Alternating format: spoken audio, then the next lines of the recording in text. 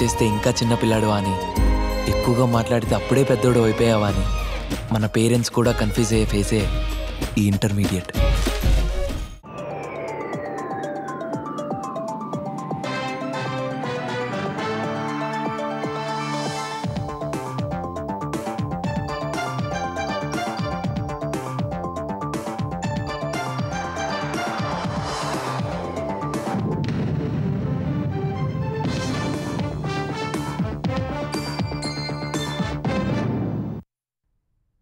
నమస్కారం, ఈటీవీ న్యూస్కి స్వాగతం. ఈనాటి ముఖ్యాంశాలు. తెలుగు రాష్ట్రాల మధ్య జల వివాదాలపై కేంద్రం దృష్టి, సీఎంలతో సమావేశానికి నిర్ణయం. ఈ నెల 16న వీలవుతుందో లేదో చెప్పాలని సూచన.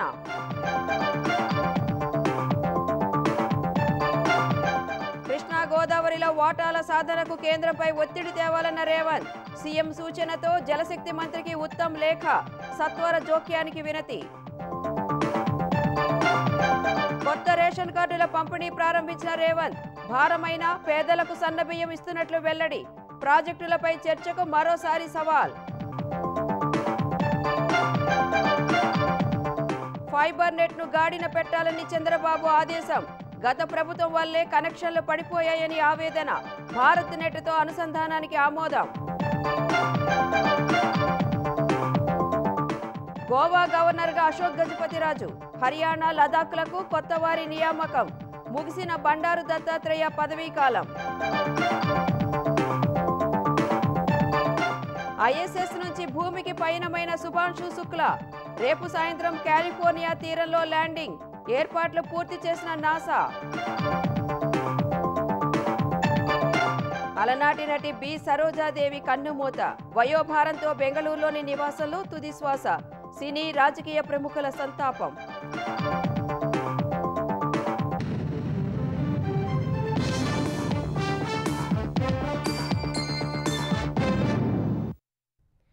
తెలుగు రాష్ట్రాల మధ్య జల వివాదాలను చర్చల ద్వారా పరిష్కరించేందుకు కేంద్రం నడుం బిగించింది. ఇరు రాష్ట్రాల సీఎంలతో బుధవారం సమావేశం ఏర్పాటు చేయాలని నిర్ణయించింది. సమావేశానికి రావడానికి వీలవుతుందో లేదో చెప్పాలని ఇరువురు ముఖ్యమంత్రులకు సమాచారం పంపింది. సమావేశం ఎజెండా వివరాలను చెప్పాలని స్పష్టం చేసింది.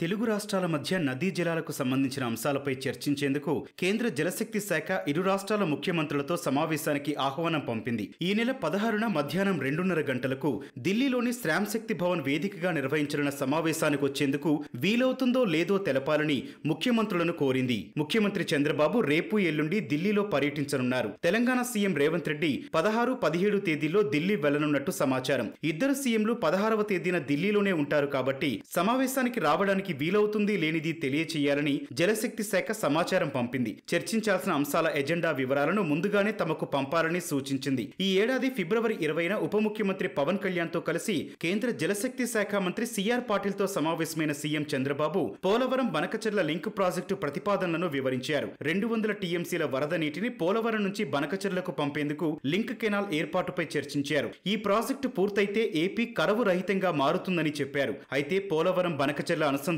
ప్రాజెక్టు విషయంలో తెలంగాణకు చెందిన నేతలు అభ్యంతరాలు వ్యక్తం చేస్తున్నారు. ఈ నేపథ్యంలో కేంద్ర జలశక్తి మంత్రి వద్ద జరగనున్న సమావేశానికి ఎంతో ప్రాధాన్యం ఏర్పడింది. మరోవైపు కృష్ణా గోదావరిలో వాటాల సాధనకు కేంద్రంపై ఒత్తిడి చేయాలని ముఖ్యమంత్రి రేవంత్ రెడ్డి నిర్ణయించారు. కృష్ణా గోదావరి జలాల విషయంలో రాష్ట్ర ప్రయోజనాలు పరిరక్షించుకోవాలని మంత్రి ఉత్తమ్ సాగునీటి శాఖ అధికారులకు సూచించారు.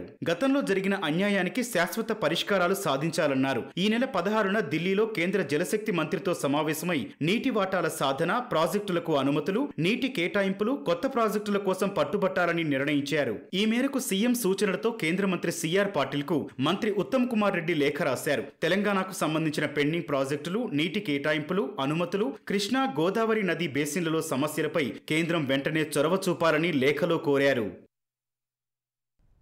సాగునీటి ప్రాజెక్టులపై నాగార్జున సాగర్ కట్టపై చర్చిద్దామని ప్రతిపక్ష బీఆర్ఎస్కు ముఖ్యమంత్రి రేవంత్ రెడ్డి సవాల్ విసిరారు. గత ప్రభుత్వంలో 1,00,000 కోట్ల ప్రజాధనాన్ని దోచుకున్నారని విమర్శించారు.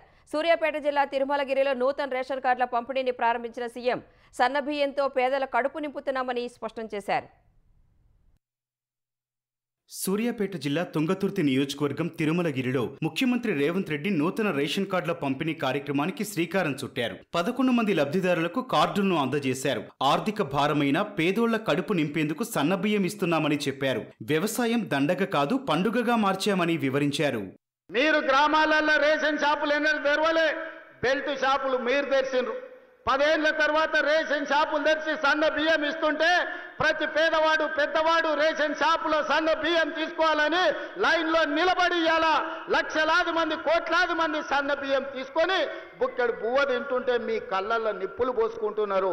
ఇది మీకు భావ్యమా అని నేను అడుగుతున్న వాళ్ళని. వ్యవసాయం దండుగ కాదు, వ్యవసాయం పండుగ అని గిట్టుబాటు ధరతో పాటు బోనస్ ఇచ్చినాం. రైతు రుణమాఫీతో పాటు రైతు భరోసా కార్యక్రమాలను అమలు చేసినాం. మీరు పండించిన చివరి గింజ వరకు కొనుగోలు చేస్తాం. 10 ఏళ్ల బీఆర్ఎస్ పాలనలో గోదావరి జలాలను తుంగతుర్తి నియోజకవర్గానికి ఎందుకు అందించలేదని ముఖ్యమంత్రి ప్రశ్నించారు. కాంగ్రెస్ హయాంలో నిర్మించిన బీఆర్ఎస్ పాలనలో కట్టిన సాగునీటి ప్రాజెక్టులపై నాగార్జున సాగర్ కట్టపై చర్చకు సిద్ధమా అని సవాల్ విసిరారు. ఇవాళ ఈ వేదిక మీద నుంచి నేను మాటిస్తున్నా, 2.5 సంవత్సరాలు ఈ ప్రభుత్వం పూర్తి చేసుకునే లోపల 1,00,000 ప్రభుత్వ ఉద్యోగాలు ఇచ్చి 1,00,000 మంది నిరుద్యోగ యువకులను ఉద్యోగాలు కల్పించి వాళ్ళ కుటుంబం ఆత్మ గౌరవంతో బ్రతికే విధంగా ఈ ప్రభుత్వం చర్యలు చేపడుతుందని చెప్పి నేను ఈ సందర్భంగా తెలియజేస్తున్న మిత్రులారా. 1,00,000 కోట్లు పెట్టి కట్టిన కాళేశ్వరం ఇవాళ కూలేశ్వరం అయిపోయింది. కట్టింది కూలింది 3 ఏళ్లలోనే అయిపోయింది. మాట్లాడదామా, చర్చ చేద్దామా? నాగార్జున సాగర్ కట్ట మీద మేం కట్టింది ఎట్లుందో మీరు కట్టిన మేడిగడ్డ సుందిల అన్నారం పోదమా? ఆడనే కూలిన కూలేశ్వరం కాడ మిమ్మల్ని ఉరి తీసిన తప్పు లేదు. మీరు కట్టుడు 1,00,000 కోట్లు మింగి తెలంగాణ ధనాన్ని దోసుకుని మీరు మమ్మల్ని పని చేయలేదంటారా? అంతకుముందు తుంగతుర్తి నియోజకవర్గంలో అభివృద్ధి పనులకు ముఖ్యమంత్రి శ్రీకారం చుట్టారు. అడ్డగూడూరులో తహసీల్దార్ కార్యాలయ భవనం, మండల ప్రజా పరిషత్ కార్యాలయం, పోలీసు ఠాణా, వెలుగుపల్లిలో గోదాం నిర్మాణానికి భూమి పూజ చేశారు. కృష్ణానది ఎగువన ఆంధ్రప్రదేశ్ ప్రభుత్వం ప్రాజెక్టులు కడుతుంటే నాటి బీఆర్ఎస్ ప్రభుత్వం అడ్డుకోకపోగా సహకరించిందని తెలంగాణ ఉప ముఖ్యమంత్రి భట్టి విక్రమార్క ఆరోపించారు. గత తప్పిదాలను సరిచేసుకుంటూ ముందుకు వెళుతుంటే బీఆర్ఎస్ నేతలు విమర్శలు చేస్తున్నారని భట్టి ఆగ్రహం వ్యక్తం చేశారు. ఖమ్మం జిల్లా పాలేరు అండర్ టన్నెల్ పనులు పూర్తి చేసుకుని పాలేరు రిజర్వాయర్లోకి నీళ్లు వదిలే కార్యక్రమంలో రెవెన్యూ శాఖ మంత్రి పొంగులేటి శ్రీనివాసరెడ్డితో కలిసి భట్టి విక్రమార్క పాల్గొన్నారు. కృష్ణాకు భారీగా వరద వస్తున్న నేపథ్యంలో మొదటి పంటకు ఎలాంటి ఢోకా లేదని మంత్రి పొంగులేటి తెలిపారు.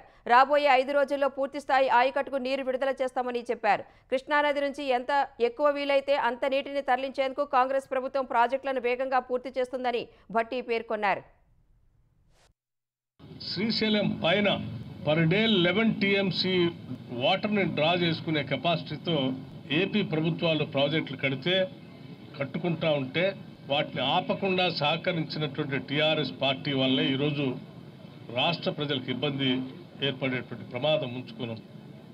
చేసిన తప్పిదాలు చేసినటువంటి ఆనాటి ఇరిగేషన్ మంత్రి హరీష్ రావు గారు కానీ, లేకపోతే అందులో ప్రధాన భూమికి పోషించినటువంటి కేటీఆర్ కానీ, లేకపోతే ఆనాడు ముఖ్యమంత్రిగా ఉన్నటువంటి కేసీఆర్ గారు కానీ అడ్డగోలుగా ఈ రాష్ట్ర ప్రభుత్వం పైన తప్పుడు ప్రచారం చేస్తూ బురద చల్లే కార్యక్రమానికి తెరలేపారు. ఎన్నికల్లో ఇచ్చిన ప్రతి హామీని కాంగ్రెస్ పార్టీ చిత్తశుద్ధితో నెరవేరుస్తోందని తెలంగాణ రవాణా శాఖ మంత్రి పొన్నం ప్రభాకర్ చెప్పారు. ఎన్నికలకు ముందు హామీ ఇచ్చినట్లే బీసీలకు 42% రిజర్వేషన్ల అమలుకు చర్యలు తీసుకున్నామన్నారు. బీసీల రిజర్వేషన్లపై బీజేపీ నేతలు మొసలి కన్నీరు కారుస్తున్నారని మంత్రి మండిపడ్డారు. బీసీలపై ప్రేమ ఉంటే ఎందుకు కేంద్రం బిల్లును ఆమోదించడం లేదని ప్రశ్నించారు. బీజేపీ చేయలేని పని కాంగ్రెస్ చేసిందని అక్కసుతో ఎంపీ లక్ష్మణ్ రిజర్వేషన్లపై అసహనం వ్యక్తం చేస్తున్నారని మండిపడ్డారు. బీఆర్ఎస్ బీజేపీలో ఉన్న బీసీ నేతలు తమ అధిష్టానంపై ఒత్తిడి పెంచాలని మంత్రి పొన్నం పిలుపునిచ్చారు. లక్ష్మణ్ గారు, మా ప్రభుత్వానికి చిత్తశుద్ధి ఉంది. 42% రిజర్వేషన్లు ఇవ్వాలని స్థానిక సంస్థల ఎన్నికలు 18 నెలలుగా వాయిదా వేసుకుంటూ పోతా ఉన్నాం. దాని మీద కేంద్రం నిధులు మీరే ఆపినారు. నిజంగా బీజేపీలో మీకు సమర్థవంతమైనటువంటి మాట చెల్లుతే రాష్ట్రపతి గారి ఆమోదం పంపించి 9వ షెడ్యూల్లో పెట్టించి ఎటువంటి ఆటంకాలు లేకుండా తీసుకుపోండి అని చెప్పి కోరుతా ఉన్నాం. అది చేయరు, ఢిల్లీకి రారు, మాకు అవకాశం ఇయ్యరు, మీరు మమ్మల్ని రెస్పాండ్ గారు, మళ్ళీ అనవసరమైనటువంటి విమర్శలు చేస్తారు. ఏపీ ఫైబర్ నెట్ను మళ్లీ గాడిన పెట్టేందుకు తక్షణ చర్యలు చేపట్టాలని ముఖ్యమంత్రి చంద్రబాబు అధికారులను ఆదేశించారు. ఏపీ ఫైబర్ నెట్ ప్రాజెక్టుపై సీఎం చంద్రబాబు సచివాలయంలో సమీక్ష నిర్వహించారు. గత ప్రభుత్వం వేల మంది పార్టీ కార్యకర్తల్ని సంస్థలో నియమించి నిధుల దుర్వినియోగానికి పాల్పడిందని సీఎం ఆరోపించారు. 2019 నాటికి 8.70 లక్షలు ఉన్న కనెక్షన్లు 4.5 లక్షలకు పడిపోవడానికి గత ప్రభుత్వ విధానాలే కారణమని దుయ్యబట్టారు. తెలుగుదేశం హయాంలో 130 మంది ఉద్యోగులతో సంస్థను అద్భుతంగా నడిపి 8.70 లక్షల కనెక్షన్లకు పైగా ఇచ్చామని చంద్రబాబు గుర్తు చేశారు. వైసీపీ తమ కార్యకర్తల కోసం అనవసరం లేని పోస్టులు సృష్టించి 130 మంది ఉద్యోగులను కాస్త 1350కి పెంచి దోచుకుందని సీఎం ధ్వజమెత్తారు. నాటి నియామకాలపై విచారణ జరిపి అక్రమార్కులను గుర్తించి సమస్త వివరాలు వెలుగులోకి తీసుకురావాలని అధికారులను ఆదేశించారు. ఫైబర్ నెట్లో నూతన సెటాప్ బాక్సులు ప్రవేశపెట్టే యోచనలో ప్రభుత్వం ఉన్నట్లు సీఎం తెలిపారు. ప్రైవేటు భాగస్వామ్యంలో నిర్వహణ చేపట్టాలనే అంశంపై దృష్టి పెట్టాలని సీఎం సూచించారు. మద్యం పాలసీలో పారదర్శకత, నాణ్యత ప్రభుత్వ విధానమని సీఎం చంద్రబాబు స్పష్టం చేశారు. పేదల జేబులు గుల్ల కాకూడదని, ఆరోగ్యం దెబ్బతినకూడదని ఆయన తేల్చి చెప్పారు. సచివాలయంలో ఎక్సైజ్ శాఖపై సీఎం చంద్రబాబు సమీక్ష నిర్వహించారు. కొత్త విధానంతో అక్రమ మద్యానికి చెక్ పెట్టామని, ఫలితంగా ప్రభుత్వానికి ఆదాయం బాగా పెరిగిందన్నారు. ఇతర రాష్ట్రాలతో పోల్చితే ఆంధ్రప్రదేశ్ దగ్గరే బ్రాండెడ్ మద్యం ధరలు తక్కువని అధికారులు సీఎంకు తెలిపారు. ఎట్టి పరిస్థితుల్లోనూ నాటుసారా విక్రయాలు జరగడానికి వీల్లేదని చంద్రబాబు ఆదేశించారు. ఆధునిక సాంకేతికతతో నిఘా పెట్టాలని సూచించారు. అరకు, పాడేరు అంటే గంజాయి పండిస్తారనే స్థాయి నుంచి అరకు అంటే కాఫీకి ప్రపంచ స్థాయి బ్రాండ్ అనే విధంగా చేశామని ఆంధ్రప్రదేశ్ హోంశాఖ మంత్రి అనిత అన్నారు. గంజాయిపై యుద్ధంలో భాగంగా ఏడాది పాలనలో చేపట్టిన చర్యలను మంత్రి వివరించారు. అరకును కాఫీ బ్రాండ్గా తీర్చిదిద్దినట్లు చెప్పారు. పార్లమెంటు వంటి ఉన్నత స్థానాల్లోనూ అరకు కాఫీని ప్రమోట్ చేయగలిగినట్లు వెల్లడించారు. గంజాయి వ్యాపారస్తుల ఆర్థిక మూలాలు దెబ్బతీస్తూ కఠిన చర్యలు తీసుకుంటున్నట్లు మంత్రి చెప్పారు. గిరిజనుల అమాయకత్వాన్ని ఆసరాగా చేసుకుని సొమ్ము చేసుకునే వారి పట్ల కఠినంగా ఉన్నామని స్పష్టం చేశారు. రాష్ట్ర ప్రభుత్వం, ఈగల్ టీం కలిసి పనిచేసి మార్పును తీసుకొచ్చాయని వివరించారు. అటు చంద్రబాబుపై అనుచిత వ్యాఖ్యలు చేసిన వైసీపీ నేత పేర్ని నానిపై మంత్రి మండిపడ్డారు. తనకు వయసైపోయి ఎన్నికల్లో పోటీకి కొడుకుని దింపిన విషయం పేర్ని నాని మర్చిపోయారని ఆగ్రహం వ్యక్తం చేశారు. 4-5 టాబ్లెట్లు వేసుకొని ఉదయం లేస్తే 4-5 టాబ్లెట్లు మింగి 10 సంతకాలు పెడితే 11వ సంతకాన్ని చేతులు వణికిపోయే వాళ్ళు కూడా చంద్రబాబు నాయుడు గారి వయసు గురించి మాట్లాడుతున్నారు. ఈరోజు ఆంధ్రప్రదేశ్కి ఒక బ్రాండ్ ఇమేజ్ని తీసుకురావడానికి మీరన్న ఆ పెద్ద ఆయనే 75-76 సంవత్సరాల వయసులో దగ్గర 18 గంటలు కష్టపడతా ఉంటే ఎట్టి పరిస్థితుల్లోనే ఆ ఇమేజ్ రాకూడదు, శాంతి భద్రత విఘాతం కలిగించేలాగా నోటుకొచ్చినట్టు మాట్లాడతామని చెప్పి మనం పొలిటికల్ లీడర్స్, మాజీ మంత్రి ఆ వ్యక్తి ఎవరైనా దాన్ని యాక్సెప్ట్ చేస్తారా? ఆ వర్డ్ని యాక్సెప్ట్ చేస్తారా? తెలుగుదేశం సీనియర్ నేత, కేంద్ర మాజీ మంత్రి అశోక్ గజపతిరాజును గోవా గవర్నర్గా నియమిస్తూ రాష్ట్రపతి ఉత్తర్వులు జారీ చేశారు. గోవాతో పాటు 3 రాష్ట్రాలకు కొత్త గవర్నర్లను రాష్ట్రపతి నియమించారు. హర్యానా గవర్నర్గా బండారు దత్తాత్రేయ పదవీకాలం ముగియడంతో ఆయన స్థానంలో ప్రొఫెసర్ ఆషిమ్ కుమార్ ఘోష్ను నియమించారు. 2019 నుంచి 2025 వరకు 5.5 ఏళ్లు గవర్నర్గా దత్తాత్రేయ సేవలు అందించారు. 2019లో హిమాచల్ ప్రదేశ్ గవర్నర్గా నియమితులైన ఆయన ఏడాదిన్నర తర్వాత హర్యానా గవర్నర్గా నియమితులై 4 ఏళ్లు పనిచేశారు. జమ్మూ కాశ్మీర్ మాజీ ఉప ముఖ్యమంత్రి కవీందర్ గుప్తాను లదాఖ్ లెఫ్టినెంట్ గవర్నర్గా నియమించారు. లదాఖ్ లెఫ్టినెంట్ గవర్నర్గా ఉన్న బ్రిగేడియర్ బీడీ మిశ్రా రాజీనామాను ఆమోదించిన రాష్ట్రపతి ఆ స్థానంలో గుప్తాను నియమించారు. గోవా గవర్నర్గా నియమితులైన అశోక్ గజపతిరాజుకు సీఎం చంద్రబాబు, ఉప ముఖ్యమంత్రి పవన్ కళ్యాణ్, మంత్రులు అభినందనలు తెలిపారు. ఈ అవకాశాన్ని బాధ్యతగా స్వీకరించి పనిచేస్తానని అశోక్ గజపతిరాజు వెల్లడించారు. ఎన్డీఏ ప్రభుత్వము, ప్రధానమంత్రి గారు ఇది హోమ్ మినిస్ట్రీలో వస్తుంది కనుక హోమ్ మినిస్ట్రీ, మా ముఖ్యమంత్రి చంద్రబాబు నాయుడు ఆయనకు కన్సల్ట్ చేసేటప్పుడు నా పేరు సజెస్ట్ చేయడము, వారు అంగీకరించడము, ఇదంతా మాకు ఆనందంగా ఉంది. మేమంటే ఎప్పుడూ ఏ అవకాశం వెనక నేను పరిగెత్తలేదు, కానీ అవకాశాలు వచ్చేటప్పుడు బాధ్యత కూడా లేకుండా విస్మరించడము వద్దని నేను అనలేదు. మేము ఎప్పుడూ సాయశక్తి మా దేశం కోసం మేము పని చేయడానికి ఇంకోసారి అవకాశం మాకు లభించడం మాకు ఆనందకరమైన విషయం.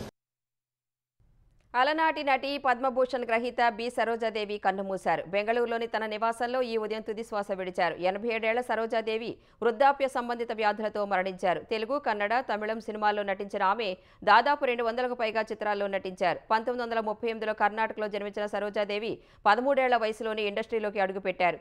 ఎన్టీఆర్, ఏఎన్ఆర్, ఎంజీఆర్ వంటి దిగ్గజ నటులతో కలిసి పలు సూపర్ హిట్ సినిమాల్లో నటించారు. 1969లో పద్మశ్రీ పురస్కారం, 1992లో పద్మభూషణ్ పురస్కారం అందుకున్నారు. మహాకవి కాళిదాస్కు జాతీయ అవార్డు అందుకున్న ఆమె పాండురంగ మహాత్యం సినిమాతో తెలుగులో అరంగేట్రం చేశారు. దిగ్గజ నటుడు ఎన్టీఆర్తో జగదేక వీరుని కథ, మంచి చెడు, దాగుడు మూతలు, ప్రమీలార్జనీయం, శకుంతల చిత్రాల్లో నటించారు. ఎన్టీఆర్ సొంత సినిమాలైన సీతారామ కళ్యాణం, దానవీర సూరకర్ణ చిత్రాల్లోనూ నటించారు. తెలుగులో ఆమె చివరి చిత్రం సామ్రాట్ అశోక. సరోజాదేవి చివరిగా 2019లో కన్నడ సినిమా నటసార్వభౌమ చిత్రంలో అతిథి పాత్రలో నటించారు. సీనియర్ నటి సరోజాదేవి మరణ వార్త తీవ్ర విచారం కలిగించిందని ముఖ్యమంత్రి చంద్రబాబు అన్నారు. తెలుగు, తమిళ, కన్నడ భాషా చిత్రాలలో కథానాయికగా ఆమె అనేక ప్రశంసలు అందుకున్నారని గుర్తు చేసుకున్నారు. ఆమె ఆత్మకు శాంతి కలగాలని భగవంతుని ప్రార్థిస్తున్నట్లు సీఎం పేర్కొన్నారు.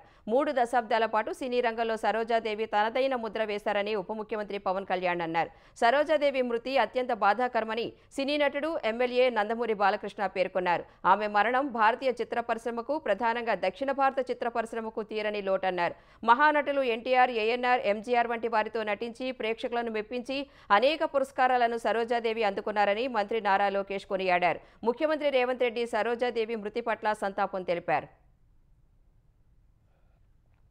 ఎమ్మెల్సీ కవితపై ఎథిక్స్ కమిటీకి ఫిర్యాదు చేశామని, ఆమెపై చర్యలు తీసుకోవాలని కోరామని ఎమ్మెల్సీ తీన్మార్ మల్లన్న పేర్కొన్నారు. శాసనమండలి చైర్మన్ గుత్తా సుఖేందర్ రెడ్డిని కలిసిన మల్లన్న ఆదివారం క్యూ న్యూస్ కార్యాలయంపై జరిగిన దాడి ఘటనపై ఫిర్యాదు చేశారు. అనంతరం మాట్లాడిన ఆయన తనకు రక్షణ కల్పించాలని కోరినట్లు చెప్పారు. నిన్న జరిగిన ఘటనపై సమగ్ర విచారణ చేస్తామని మండలి చైర్మన్ గుత్తా సుఖేందర్ రెడ్డి హామీ ఇచ్చారన్నారు. బీసీల కట్టుబాట్లు, పదజాలం ఏమిటో కవితకు తెలియవన్నారు. ఈ దాడిని తెలంగాణ రాష్ట్రంలో ఉన్నటువంటి బీసీ సమాజం అంతా ముక్తకంఠంతో ఖండించింది. బీసీలకు 33% ఉన్న రిజర్వేషన్ 23కు తెచ్చింది కల్వకుంట్ల చంద్రశేఖరరావు గారి ఫ్యామిలీ. బీసీల సంస్కృతి ఏంది, బీసీల కట్టుబాట్లు ఏంటి ఈమెకు తెలివే కదా. బెంజ్ కార్లలో తిరిగేటామెకు ఆమెకు ఎట్లా తెలుస్తుంది? వాళ్ళ నాన్నని అడగాలి పోయి, ఈ మాట కరెక్టే నాన్న. కాకపోతే వాళ్ళ నాన్న ఆమెతో మాట్లాడతలేడు కాబట్టి ఆ ఫ్రస్ట్రేషన్ ఎడదీయాలని అర్థం కాక బీసీల మీద తీసే ప్రయత్నం చేస్తూ ఉంది. ఎమ్మెల్సీ కవితను ఉద్దేశించి తీన్మార్ మల్లన్న చేసిన అనుచిత వ్యాఖ్యలపై మహిళా కమిషన్కు తెలంగాణ జాగృతి ఆధ్వర్యంలో మహిళలు ఫిర్యాదు చేశారు. కవితపై తీన్మార్ మల్లన్నపై చర్యలు తీసుకోవాలని మహిళా కమిషన్ చైర్పర్సన్ను కోరారు. మల్లన్న చేసిన వ్యాఖ్యలపై జాగృతి మహిళలు మండిపడ్డారు. తెలంగాణలో మహిళల ఆత్మగౌరవాన్ని దెబ్బతీసే విధంగా తీన్మార్ మల్లన్న మాట్లాడటం సమంజసం కాదన్నారు. తీన్మార్ మల్లన్న చేసిన వ్యాఖ్యలను వెంటనే వెనక్కి తీసుకోవాలని, లేని పక్షంలో తగిన గుణపాఠం చెబుతామని మహిళలు హెచ్చరించారు. నల్గొండ జిల్లా దేవరకొండలోని ఎస్టీ బాలిక గురుకుల విద్యాలయంలో కలుషితమైన ఆహారం తిని 42 మంది విద్యార్థినులు అస్వస్థతకు గురయ్యారు. దేవరకొండ ప్రభుత్వ ఆసుపత్రికి 20 మందిని, బొడ్డుపల్లి పీహెచ్సీ సెంటర్కు మరో 22 మందిని తరలించారు. ఈ ఘటనపై స్పందించిన జిల్లా కలెక్టర్ ఇలా త్రిపాఠి విచారణకు ఆదేశించారు. విద్యార్థులు తిన్న ఆహారం, వారికి అందించాల్సిన మెనూపై ఆరా తీశారు. ఈ నిర్లక్ష్యానికి కారణమైన వారిపై చర్యలు తీసుకుంటామని స్పష్టం చేశారు. ఆదివారం రాత్రి చికెన్ తిన్న తర్వాత కొందరు, ఈ ఉదయం అల్పాహారంలో పులిహోర తిన్నాక మరికొందరు తీవ్ర అస్వస్థతకు గురయ్యారు. దీంతో మిగిలిన విద్యార్థులు భయాందోళన చెందుతున్నారు. ఆంధ్రప్రదేశ్లో కూటమి ప్రభుత్వ ఏడాది పాలనపై ప్రజలు సంతృప్తిగా ఉన్నారని ఎమ్మెల్యే కోటంరెడ్డి శ్రీధర్ రెడ్డి అన్నారు. సుపరిపాలనలో తొలి అడుగు కార్యక్రమంలో నెల్లూరు రూరల్ నియోజకవర్గం మొదటి స్థానంలో నిలిచిందని ఆయన చెప్పారు. ఇదే స్ఫూర్తితో కార్యకర్తలు మరింత ఉత్సాహంగా పనిచేయాలని కోటంరెడ్డి శ్రీధర్ రెడ్డి కోరారు. కృష్ణా జిల్లా జెడ్పీ చైర్పర్సన్ ఉప్పాల హారిక భర్త రాముపై గుడివాడ 1 టౌన్ పోలీస్ స్టేషన్లో కేసు నమోదైంది. తనను అసభ్యంగా దూషించారంటూ తెలుగు మహిళా నేత సునీత ఫిర్యాదు చేశారు. నాగవరపాడు వంతెన వద్ద హారిక కారు సునీతను ఢీకొట్టింది. గాయపడిన సునీత గుడివాడ ఏరియా ఆసుపత్రిలో చేరారు. కారులో ఉన్న రాము, వైసీపీ నేత కందుల నాగరాజు తనను అసభ్యంగా దూషించారని బాధితురాలు ఫిర్యాదులో పేర్కొన్నారు. సునీత ఫిర్యాదు మేరకు ఉప్పాల రాము, వైసీపీ కార్యకర్తలపై పోలీసులు కేసు నమోదు చేశారు. రామాయణం, మహాభారతం మన జీవితాల్లో భాగమని తెలంగాణ సీఎం రేవంత్ రెడ్డి అన్నారు. సాగర్ పిక్చర్స్ ఎంటర్టైన్మెంట్స్ సంస్థ శ్రీమద్ భాగవతం పార్ట్ 1 ఫిలిం ప్రాజెక్ట్ ప్రారంభోత్సవ కార్యక్రమం రామోజీ ఫిలిం సిటీలో ఘనంగా జరిగింది. ఈ కార్యక్రమానికి హాజరైన సీఎం క్లాప్ కొట్టి షూటింగ్ను ప్రారంభించారు. అనంతరం మాట్లాడిన ఆయన ఫిలిం సిటీ దేశంలోనే యూనిక్ స్టూడియో అని ప్రశంసల వర్షం కురిపించారు. ఇక్కడ హాలీవుడ్ సినిమాలు కూడా చిత్రీకరించే రోజు త్వరలోనే వస్తుందని ఆకాంక్షించిన సీఎం రామోజీ ఫిలిం సిటీ స్ఫూర్తితో సినీ పరిశ్రమ అభివృద్ధికి ప్రణాళికలు రచిస్తున్నామన్నారు. ఈ సందర్భంగా రామోజీ గ్రూప్ సంస్థల chairman Kiran, film city MD విజయేశ్వరితో సీఎం రేవంత్ రెడ్డి మర్యాదపూర్వకంగా సమావేశమయ్యారు.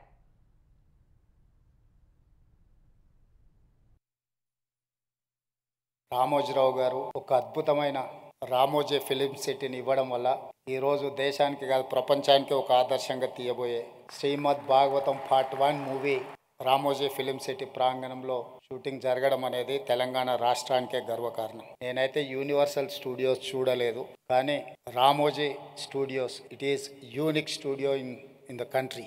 whoever wants to make a movie that may be historic, that may be socio-fantasy, any movie if they wanted to shoot, this is the place. I'm proud to say Ramoji Film City is in Telangana, Hyderabad.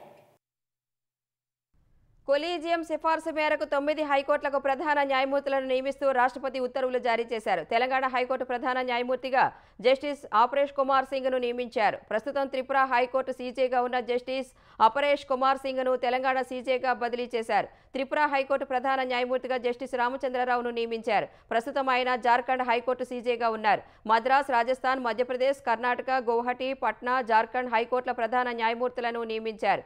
ఇదే సమయంలో Telangana high court నుంచి justice Vinod కుమార్ను Madras హైకోర్టుకు బదిలీ చేశారు. Justice Sujay పాల్ను Kolkata హైకోర్టుకు బదిలీ చేస్తూ రాష్ట్రపతి ఉత్తర్వులు ఇచ్చారు. Madras high court judge justice Bhattu దేవానందను ఏపీ హైకోర్టుకు బదిలీ చేశారు.